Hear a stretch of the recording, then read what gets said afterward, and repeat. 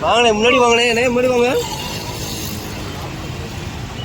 வீர வணக்கம், வீர வணக்கம், வீர வணக்கம், வீர வணக்கம், வீர வணக்கம், வீர வணக்கம், வீர வணக்கம், வீர வணக்கம், வீர பெரும் மாற்றங்கள், வீர பெரும் மாற்றங்கள், மன்னர் பெருமாற்றங்கள். வீர வணக்கம், வீர வணக்கம், வீர வணக்கம், வீர வணக்கம், வீர வணக்கம். வெள்ளையர்களை விரட்டி அடித்த வீர பெரும் மாற்றங்கள், வீர பெரும் மாற்றங்கள், மன்னர் பெருமாற்றங்கள்.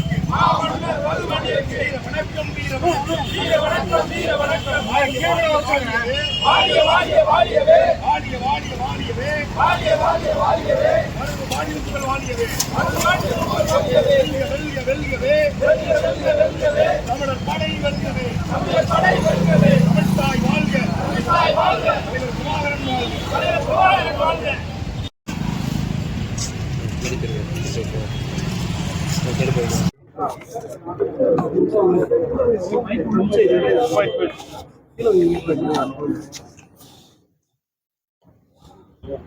உலகெங்கிலும் வரலாறு என்பது வீரர்களுக்கானது. இதில் கோழைகளுக்கு எப்போதும் இடம் இருந்ததில்லை. ஏழைகளுக்கு, அடிமைகள் கூட இடம் இருந்திருக்கிறது, கோழைகளுக்கு இடம் இருந்ததில்லை. தமிழர்கள் எவ்வளவு பெரிய வீர மரபினர் என்பதற்கு சான்றாக வாழ்ந்து காட்டிய மானமரவர்கள் எங்களுடைய வீர பெரும்பாட்டன்கள், மருதிருவர்கள்.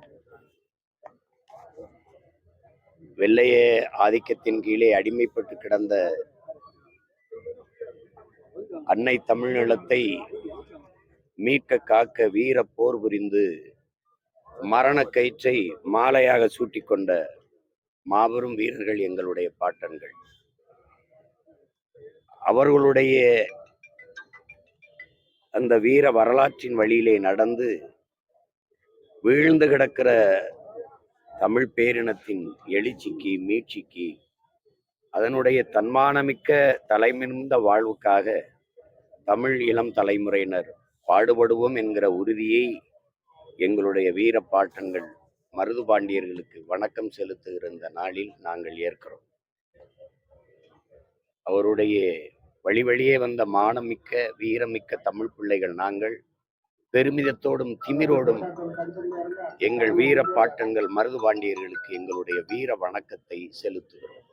சார், மக்களுக்கு பிரச்சனைகள் ஏற்படுகிற பொழுது ஒரு தலைவர் தான் மக்களை தேடி போகணும். எந்த ஒரு விஷயமா இருந்தாலும் இப்ப நீங்களாம் மக்களை தேடி போறீங்க. ஆனா 41 பேர் உயிரிழந்திருக்கிறாங்க. பாதிக்கப்பட்ட குடும்பங்கள் ஒரு தலைவனை தேடி போறாங்க. இந்த அரசியல் எப்படி சார் பாக்குறீங்க? உயிரிழந்திருக்கிறாங்க 41 பேர், அப்படியே அவங்கதான் போய் பாக்குறாங்க. என் தம்பியே அதுல குறிப்பிட்டிருக்காப்புல, வரலாறு திரும்புதுன்னு. இது மாதிரி இது ஒரு வரலாறு திரும்புதுன்னு வச்சுக்க வேண்டியதா. நீங்க ஆதரிக்கிறீங்களா, எதிர்க்கிறீங்களா? இது தவறா சரியா? நான் இப்ப இதுல ஒண்ணு நீங்க கவனிச்சுக்கணும். ஆன்றோர்களும் சான்றோர்களும் மிகப்பெரிய அறிஞர் பெருமக்களும் வீர மறவர்களும் இருந்து இந்த நிலத்துல அரசியல் செஞ்சது ஒரு நிலம். குறிப்பா எங்க தாத்தா தேவர் திருமகன் முத்துராமலிங்க தேவர், மூக்கையா தேவர், எங்க தாத்தா காமராஜர், கக்கன், ஜீவானந்தம், சிங்காரவேலர், பாட்டனார் அயோத்திதாசர், ரட்டமலை சீனிவாசன், இந்த MC ராஜா, ஏகப்பட்ட பெருமக்கள். அப்ப இந்த மாதிரி அவர்கள பார்த்து அதுபோல ஒரு நல்ல அரசியல் நாட்டில் உருவாகணும், நல்லாட்சி இந்த நாட்டுக்கு மக்களுக்கு மலரணும்னு நம்ம போராடிக்கிட்டு இருக்கும்போது வேற பக்கம் திசை திருப்பி போகுது. தமிழன் ஏன் அடிமையானான் என்பதற்கு ஐயா காப்பா அரவாணன் பல காரணங்களை சொல்றார் இந்த புத்தகத்துல. இதுல அவர் பெரிய காரணமா சொல்றது தன்னின பகை, தன்னிடத்தில் இருப்பதை விட பிறரிடத்தில் இருப்பது உயர்ந்தது என்கிற இழி சிந்தனை. அதுக்கப்புறம் போர்க்குணம் இன்மை, போர்க்குணம் அற்று போனது.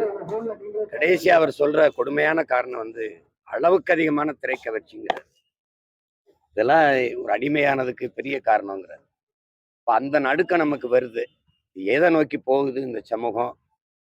கல்விங்கிறது அரசியலை கற்பிக்கல. ஏன்னா இது பிரச்சனை என்னன்னா, கல்வியை அரசியலை தாண்டிய கல்வி இங்கே ஒன்றும் இல்லை. அரசியலை கற்பிக்காத கல்வியே இல்லை. நம்மளுடைய கல்வி அறிவையோ ஒழுக்க நெறியோ வளர்க்கிற கல்வி எல்லாமே வியாபாரமா மாறிட்டதுனால வர சிக்கல் இது. இப்போ கலையை போற்ற வேண்டியதான், கலைஞர்களை கொண்டாட வேண்டியதான். ஆனால் நடிக்கிற ஒன்றே, நடித்தாலே போதும் நாட்டை ஆளுகிற அனைத்து திறமையும் வந்து விடுது, தகுதியும் வந்து விடுதுன்னு ஒரு நாட்டு மக்கள் கருதுவார்களே, ஆனால் அது ரொம்ப கொடுமையான போக்காக மாறிடும். அதை வருங்கால தலைமுறையினர் போக போக போக போக ஒரு சமூகம் அறிவார்ந்த சமூகமாக வளர்ந்து வாழும் தான் நம்ம பார்க்குறோம். ஆனால் அது ஒரு நடுக்கம் வருது. இது எதை நோக்கி செல்லுது? ஏன்னா நீங்க இப்படி பாருங்க, ஒப்பனையை அழித்த உடனேயே அரியணை. நீங்கள் நடிக்கும் போது நோட்டை கொடுப்போம் வாழ்வதற்கு, நடிக்கிறதை நிறுத்திட்டால் நாட்டை கொடுப்போம் ஆள்வதற்கு, அப்படிங்கிற ஒரு கோட்பாடு இருக்கு பாருங்க, நிலைப்பாடு. இதையே இந்த அறிவார்ந்த தமிழ் சமூகம் ஏற்குதா? உலகத்திற்கு அறிவையே கடன் கொடுத்து கலை, இலக்கியம், பண்பாடு, வேளாண்மை, நாகரிகம் எல்லாவற்றையும் கற்பித்து கொடுத்த உலகில் ஒரு மூத்த இனம் இதை ஏற்குதா? இந்தியாவில் எல்லா மாநிலமும் இருக்கு. இத்தனை மாநிலத்துல எல்லா மாநிலத்திலையும் திரைப்படம் இருக்கு. ஆனா எந்த மாநிலத்தில் இல்லாத விபத்து இங்கேயே தொடர்ந்து நிகழ்தே ஏன்னு பார்க்கணும்ல. அருகில் இருக்க கேரளாவில் இல்லையா திரைப்படம்? அங்கே ஐயா மோகன்லாலும் மம்முட்டியோ இது மாதிரி ஒரு வேலையை செய்ய முடியுமா? அப்படின்னு. அப்ப இந்த போக்கிலிருந்து இந்த திரைக்கவர்ச்சியில மூழ்கி கிடக்கிற தமிழ் இளம் தலைமுறையினர் விழிப்புற்று எழணும். அரசியலுங்கிறது வேற, அரசியலுங்கிறது ஒரு வாழ்வியல். அதை நமது முன்னோர்கள் எப்படியெல்லாம் ஈடுபாட்டோடு ஒப்படைப்போடு அரசியல் செய்தார்கள் என்ற வரலாற்றை படித்து வாசித்து தெரிந்து தெளிவு வரணும். இல்லைன்னா பெருஞ்சிக்கலாய் போயிடும். இதை என்னிலும் இளைய என் தம்பி தங்கைகளுக்கு சொல்ல வேண்டியது மூத்தவனா என்னுடைய கடமை. அதனால சொல்றேன், இந்த செயலை தம்பி அவருடைய விருப்பம், அவர் வர வச்சு பார்க்கிறாருங்கிறது அதுல போய் நம்ம கருத்து சொல்லிட்டு முடியாது. அவருடைய நிலைப்பாடு. அப்ப அதுல இப்ப நாங்கெல்லாம் அந்த இடத்தை விட்டு நகர்ந்துருக்க மாட்டோம்.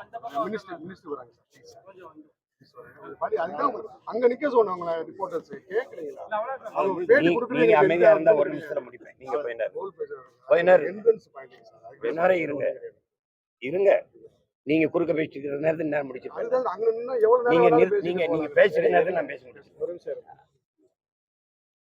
அதனால அது அவருடைய விருப்பம். அதுல போய் நம்ம கருத்து சொல்ல முடியாது. இது இதையே பேசி நீங்க எங்களுடைய பெருமைமிக்க எங்கள் வீர பாட்டனாரின் பெரும்புகளை வீரப்புகளை போற்றாது போயிட போறீங்க. நீங்க அதை பேசுங்க. இந்த நாள்ல இதையே பேசி இதையே தோற்று போன ஒரு சமூகத்தில் தேவையற்ற செய்தியை தலைப்பு செய்தி ஆகுங்கிறான் ஆண்டன் சொக்கேங்கிற அரசியல் எழுத்தாளன். அது மாதிரி இதை போய் தலைப்பு செய்தி ஆக்கிறாதீங்க. வணக்கம்.